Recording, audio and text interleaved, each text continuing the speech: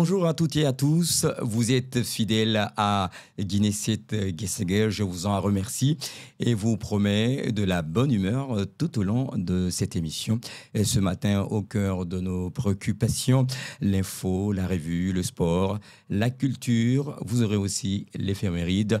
Et on va recevoir Boyi pour fact-checking du monde pour mieux vous servir. Ça nous fait d'énorme plaisir de vous retrouver sur votre site préféré, guinéset.com. Ils sont autour de moi, les deux garçons, tout bien habillés. On commence par Ibrahim Asseroui Diallo. Bonjour Ibrahim. Bonjour Bamadi, bonjour à tous. Ah oui. Alors, Kernan, tu vas nous donner quelques nouvelles liées au sport. Bonjour, j'espère que tu as bien dormi, ça va? Ça va, bonjour à tous qui nous pratiquent. Alors, ils sont nombreux à nous suivre tout de suite. Ibrahim, avec vous, on va parler des actualités de chez nous, mais aussi du continent et pourquoi pas du monde. Allez, c'est parti.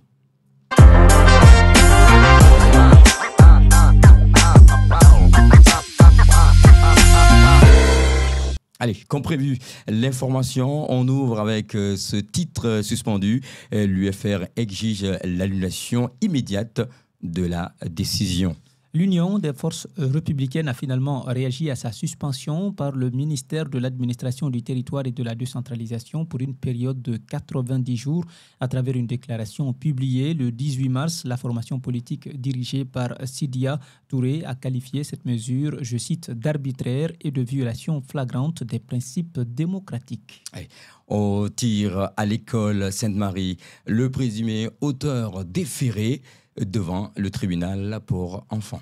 L'élève de la 12e année, présumé auteur du tir accidentel de l'arme à feu survenu le 11 mars dernier à l'école Sainte-Marie faisant 2 blessés, dont un garçon et une fille, a été déféré devant le tribunal pour enfants. Selon nos confrères de Guinée360.com, le dossier est désormais entre les mains du parquet du tribunal pour enfants pour instruction.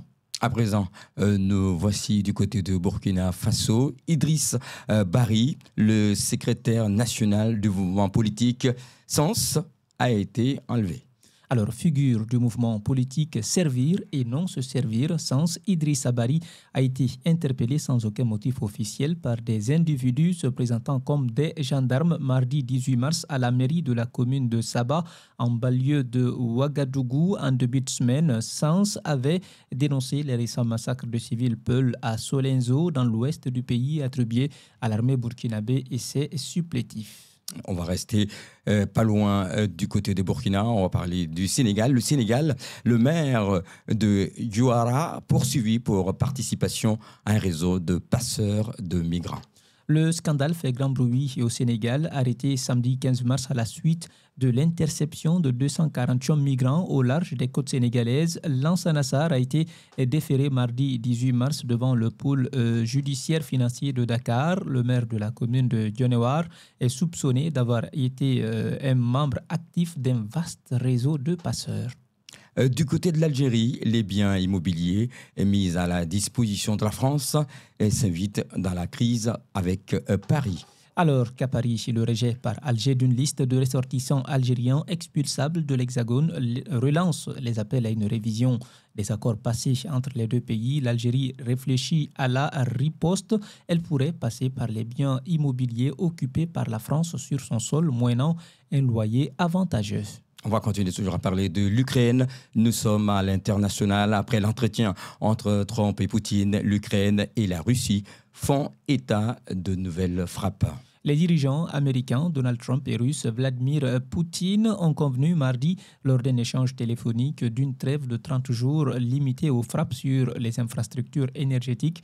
Kiev affirme avoir fait l'objet, après cette annonce, de frappes aériennes qui ont notamment endommagé un hôpital, tandis que Moscou fait part d'une attaque ayant provoqué un incendie dans un dépôt pétrolier sur le territoire russe. On termine avec ce titre.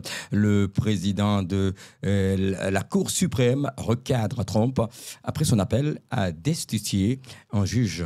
Un rappel à l'ordre pour Donald Trump. Ce mardi 18 mars, le juge de la Cour suprême John Roberts a critiqué le président américain qui s'en était pris plutôt à un juge sur ses réseaux sociaux en demandant à son encontre une procédure de destitution dite impeachment. Une prise de parole rare de la part de celui qui préside la plus haute instance judiciaire du pays. Merci Ibrahima Souri. Tout de suite, on file retrouver la revue et ça sera également avec vous.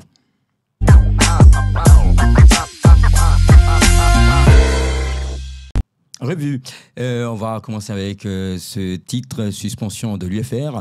Enfin, une réaction du parti de Sidya Touré. Alors, le sujet a fait les gros titres des sites d'information ce matin. On commence par visionguinée.info qui barre à sa une. L'UFR de Sidya Touré qualifie sa suspension d'arbitraire et illégale par le MATD. Mosaïqueguinée.com s'engouffre dans la brèche et mentionne suspension de l'UFR. Le parti juge incompréhensible et inacceptable la décision du MATD et demande son annulation. On file africaguinée.com qui affiche Guinée suspendue. Le parti de Sidya Touré exige l'annulation immédiate de la décision. Que titre guinéenews.org, l'UFR dénonce la suspension de son parti et appelle à la mobilisation. Allez, autre sujet d'actualité à retrouver dans les sites guinéens. Alors, guinématin.com nous informe 7 fillettes violées dans une école par leur enseignant à la baie. L'avocat des victimes dénonce le laxisme des autorités. Guinée7.com pointe Conakry, le FDSI distribue des kits alimentaires à la mosquée Kébeya. Tire à l'école Sainte-Marie, l'élève B. Camara déféré devant le tribunal pour enfants, signé Guinée360.com. On termine par cette triste nouvelle. Page noire, l'ancien ministre de la Santé, Dr Nyankwe Edouard Lama, n'est plus, nous apprend CalaiNews.org. Alors, nos sincères condoléances à la famille de cet ancien ministre de la Santé. On va tourner la page, on va s'intéresser à Abdoul. Il est très impatient de vous donner les détails liés au sport.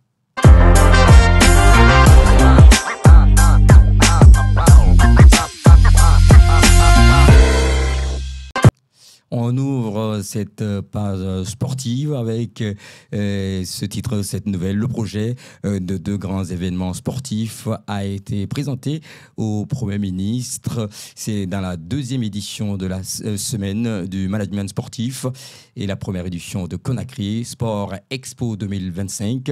C'est une première de mettre la lumière sur les talents tout en prouvant l'excellence de la pratique sportive en Guinée. Abdoul, c'est ton tour maintenant. On va commencer avec les titres liés au sport. On commence par ce titre sécurité des stades des acteurs guinéens outillés par la CAF. Tout à fait. C'est prévu donc du 18 au 20 mars 2025. Le coup d'envoi a été donné hier donc dans un réceptif de Conakry, un atelier de formation sur la sûreté et la sécurité des stades. Ça vient à point nommé puisque nous sommes au quotidien, quand je dis nous, c'est les gradins, nos stades. Pratiquement, il y a des violences signalées ça et là à chaque fois quand il y a rencontre. Cette rencontre se tient donc pour la première fois à Conakry et cet atelier organisé par la Confédération africaine de football à travers son département sûreté et sécurité dans les stades connaît la participation de 40 naturellement acteurs sportifs œuvrant dans le sens de la sécurité et de la sûreté dans les stades, dont les représentants des 14 clubs engagés en Ligue 1 de Guinée, les dirigeants des ligues régionales, mais aussi des stades, que ce soit à Conakry ou encore à l'intérieur du pays. L'objectif de cet atelier est d'identifier les problèmes et de permettre aux acteurs concernés donc de se familiariser avec les nouvelles méthodes de gestion de foule lors des événements. On peut saluer cela comme une très bonne nouvelle pour le sport. Tout à fait, c'est une très bonne nouvelle, puisque pas plus tard que la semaine dernière, en week-end, à Koléa, il y a eu des situations déplorables, des mouvements de foule derrière la colère du 12e homme qui s'attaquait au quator arbitral. On a fait cas de ça dans Passion Sport et c'était déplorable et c'est l'occasion pour ces acteurs-là de s'informer, de s'approprier de ces dernières exigences de la Confédération africaine de football. Alors, vous avez déplorable également pour le Orea AC, sommé par la FIFA de payer plus de 77 000 $ à son ancien entraîneur. C'est une information du quotidien électronique africasport.org qui nous informe que le Orea Athletic Club de Matam est sommé de verser plus de $77,000 à son ancien entraîneur sénégalais Mohamed Lamine Ndiaye au titre d'arriéré de rémunération. Cette décision a été prise selon le journal toujours par la chambre de statut du joueur de la FIFA, selon toujours nos confrères qui cite un courrier de la Fédération internationale de football association, le OREA, dispose d'un délai de 45 jours à compter de la notification pour compter donc de cette notification y arrive pour régler l'indemnité, l'intégralité de ce montant, donc à celui qui avait conduit le club à sa demi-finale de la Coupe de la Confédération. C'était l'époque du coronavirus en 2020. En cas de non-paiement, donc dans les 45 jours, le OREA sera interdit de recrutement de nouveaux joueurs, que ce soit sur le plan national ou encore international, jusqu'au règlement des sommes dues. Oui, sommes dus. On rappelle très vite, pour ceux qui viennent de nous prendre en marche, on parle de $77,000. $77,000, c'est Allez, cela. On termine avec ce titre, Fegui Basket, nomination d'un nouveau coordinateur recrutement. Tout à fait, il s'agit de Yacouba Silla, qui est le tout nouveau coordinateur recrutement des équipes nationales seniors de la Fédération guinéenne donc de basketball. L'information est tombée hier mardi dans la nuit à travers la page Facebook officielle de la fédération. Et ce n'est pas tout. Et quelques minutes ou quelques heures plus tard, Amara Babila Keita, c'est le président de l'instance de la balle orange en Guinée, a aussi porté son choix sur l'entraîneur Ismaïl Touré pour occuper le poste de directeur technique national de la Fédération guinéenne de basketball pour restructurer un tout petit peu cette direction. Allez, merci pour toutes ces précisions. On se retrouve lundi, c'est ça? Avec le même plaisir. Allez, Ibrahim, je vais continuer à vous garder puisque vous aurez à nous donner le contenu de l'éphéméride.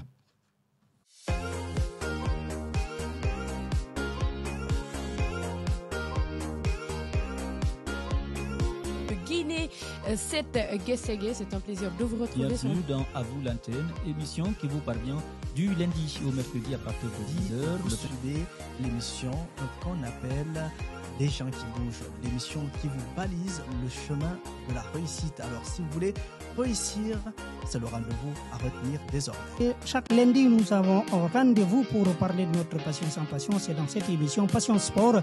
Assalamu alaikum, Diamadi, on imen darude ka page Facebook guinée7.com, madun ka YouTube. Haray don salmina nen landi ki on si tawi don e jam, si tawi don nyallude jam.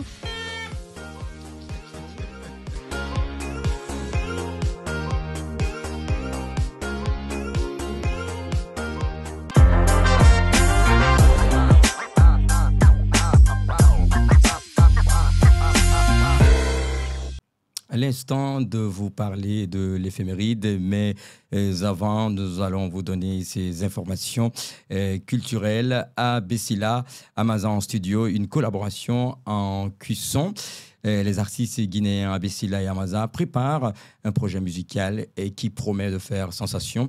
Une vidéo partagée récemment sur les réseaux sociaux montre les deux chanteurs en pleine séance de studio, laissant présager une collaboration imminente. Et également, il y a ce titre. Imran, nous sommes du côté de la Côte d'Ivoire. J'ai toujours voulu avoir cette carrière, mais ce succès-là, je ne m'y attendais pas. Alors, les détails depuis la sortie de son album Jeune Riche en 2024. Imran ne cesse de faire parler de lui et son résonne aujourd'hui dans tous les coins et recoins de la Côte d'Ivoire au rythme des chansons qui cartonnent. Ibrahim, on va parler de l'éphéméride. Et ce 19 mars nous rappelle le départ du roi du Soukous, Orlus Mabélé. Alors, Mamadi Camara, bien entendu, je vais vous parler aujourd'hui de Orlus Mabélé, de son vrai nom Aurélien Benoît Miatsunama. Il est né le 24 octobre 1953 à Brazzaville, dans le quartier de Pototo, c'est à Brazzaville, en République du Congo. Alors, en 1974, il fonde avec notamment Jean Baron, Pedro Wapep Kado et Maf Kacharel le groupe des Ndimbola Lokole, parti se perfectionner en Europe. Il fonde en 1986 avec Diblo Dibala et Maf Kacharel le groupe Loketo. Il crée alors le soukous dont il sera proclamé le roi, d'où le slogan « C'est Orlus Mabele, le nouveau roi du soukous ». En 25 ans de carrière, il aura vendu plus de 10 millions d'albums dans le monde et il aura contribué à faire connaître le soukous hors du continent africain, accompagné par des guitaristes talentueux. Il a fait danser toute l'Afrique par des musiques avec des rythmes typiques du soukous, Africa Mousso, la famille ivoirienne, Ambarco, Betty, Astade, Evelyne, Loketo, pour ne citer que ces morceaux. Alors, le chanteur congolais, victime d'un AVC qui avait fragilisé son état de santé, a été emporté par le coronavirus le 19 mars 2020 à l'âge de 67 ans. Oui, et ça nous a fait mal puisque moi j'ai eu l'occasion de le croiser, de lui dire même bonjour. Il était venu chez une tante, Orlis Mabele. Il nous a fait vraiment danser et j'espère que tu l'as connu. Bon, moi j'ai écouté ces morceaux. Qu'à la télé, tu l'as vu. À la télé juste, mais je ne l'ai jamais croisé en tant que tel et j'ose imaginer que ça a été un honneur quand même pour vous de croiser Orlis Mabele parce que c'est un grand nom de la culture africaine. Oui, et absolument. Et paix à son âme, on peut aussi parler de Yondo Sister. Alors tous les deux, les Congolais aimaient beaucoup notre pays. Je suis avec un ancien sur ce plateau.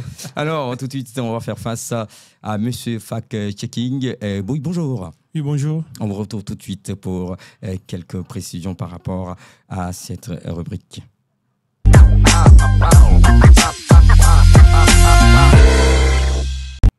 Allez, très heureux de vous retrouver. On va commencer justement par cette situation. Vous nous parliez de crypto-monnaie. Qu'est-ce qui se passe avec ? Oui, effectivement, depuis la semaine dernière, il y a un message, un communiqué qui circule sur les réseaux sociaux qui est attribué au ministère de l'économie et des finances de la République de Guinée. Alors, dans ce communiqué, il est mentionné ceci, citation.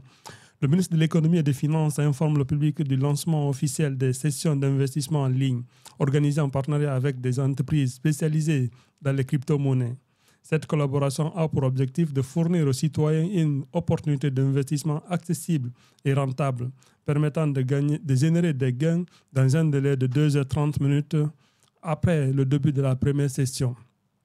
Ce programme d'investissement, soutenu par des experts du secteur des crypto-monnaies, assure sécurité et rapidité dans le traitement des transactions, offrant aussi aux citoyens une expérience innovante et profitable. Donc, c'est ce que le communiqué dit en grosso modo. Sinon, c'est 2 pages de communiqué. Ça fait beaucoup de communiqués de 2 pages. Et d'ailleurs, le patron de cette histoire de crypto-monnaie a des problèmes à travers le monde.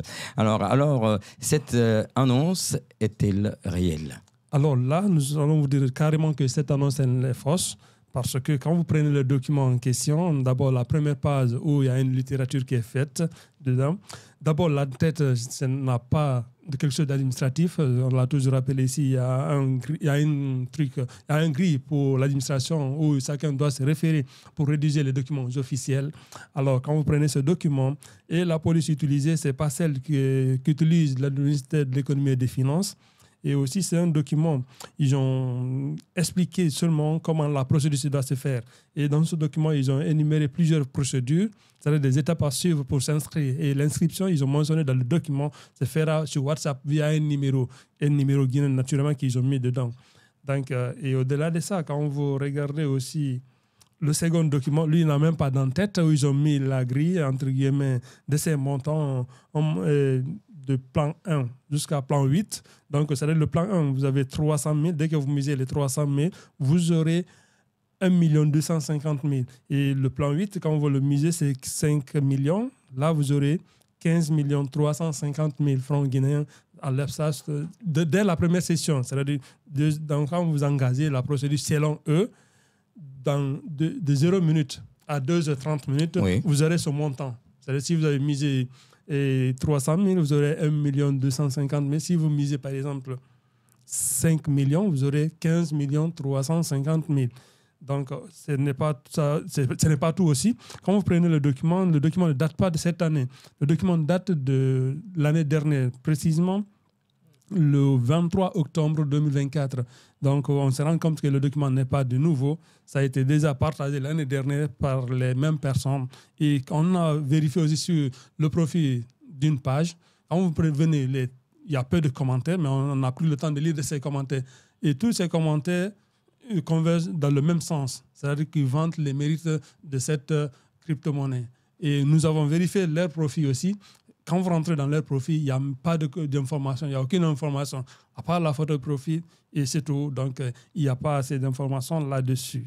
Il faut se méfier du contenu des messages, mais surtout de cette situation de gris qu'il nous montre. Le démenti du département, c'est quoi? Oui, effectivement, le ministère de l'économie et des finances, à travers le service des communications et des relations publiques, s'est fendu d'un communiqué qui date de l'année dernière, parce que ce n'est pas une nouveauté pour eux, parce que ça ne date pas de cette année, ces genres de messages. Donc, ils se sont fendus d'un communiqué pour démentir comme quoi il y a un recrutement, un investissement de crypto-monnaies. Donc, dans leur communiqué, il est mentionné ceci, citation. Le ministère de l'économie et des finances tient à informer l'ensemble des citoyens guinéens et la communauté internationale qu'un faux communiqué circule actuellement, attribué à notre département des initiatives d'investissement numérique en partenariat avec des entreprises de crypto-monnaies. Ce document est un faux, conçu dans le but de tromper et d'escroquer la population d'éventuelles d'autres personnes. Nous précisons que le ministère nous précisons que le ministère n'est en aucun cas associé à cette prétendue opération d'investissement. Ce communiqué frauduleux est l'œuvre des cybercriminels opérant dans la sous-région en Afrique et même en Guinée. Donc, les informations contenues dans ce document sont entièrement fausses et révèlent des manœuvres malsaines visant à manipuler et à escroquer les citoyens. Donc, c'est clair. Donc, et d'abord, ils identifient déjà, ils disent que c'est des cybercriminels qui se trouvent soit en Guinée, en Afrique de l'Est et dans la sous-région. Donc, ce qui prouve suffisamment que le document qui se trouve ici, c'est un faux document qui circule. Donc, les citoyens doivent se méfier. Actuellement, au niveau du ministère de l'économie et des finances, il n'y a pas une opération visant à faire des investissements dans la crypto-monnaie en République de Guinée. Alors, dans ce domaine, merci, monsieur Fact-Checking. Merci de nous mettre en garde. Et Ibrahim, on va vous retrouver dans un court instant pour nous parler À vous l'antenne.